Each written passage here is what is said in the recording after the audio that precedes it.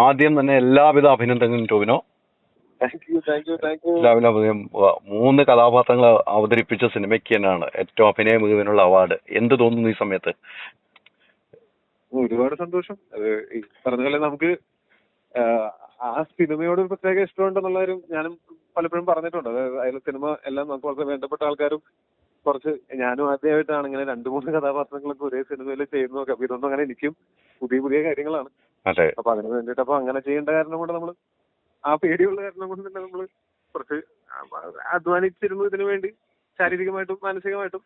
അപ്പൊ അങ്ങനെ ഒരു ഇതിനിങ്ങനെ ഒരു പ്രോത്സാഹനം കിട്ടുമ്പോൾ വലിയ സന്തോഷം. തീർച്ചയായിട്ടും. ഇപ്പം നമ്മുടെ എന്താ പറയാ, ആ സിനിമയിലെ ബാക്കിയുള്ള എല്ലാവരും എനിക്ക് വളരെ പ്രിയപ്പെട്ട ആൾക്കാരാണ്. അപ്പോ അവരുടെയൊക്കെ കൂടെ ഒരു സിനിമ ചെയ്തിട്ട് ഇങ്ങനെ ഒരു ജൂറി പരാമർശം കിട്ടുന്ന സമയത്ത് അത് വലിയ കാര്യമായിട്ട് തന്നെ കരുതുന്നു.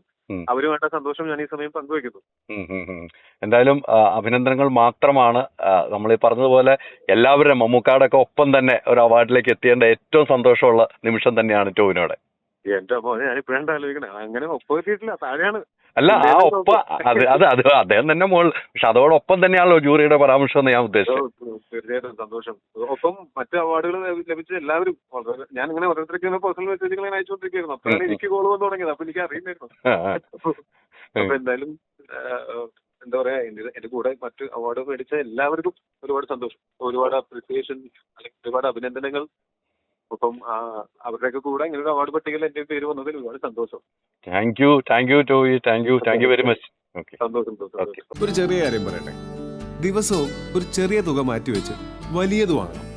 ഗാഡ്ജറ്റ് ആയാലും അപ്ലയൻസ് ആയാലും മൈജി സൂപ്പർ EMI, ചെറുതിന്റെ പവർ.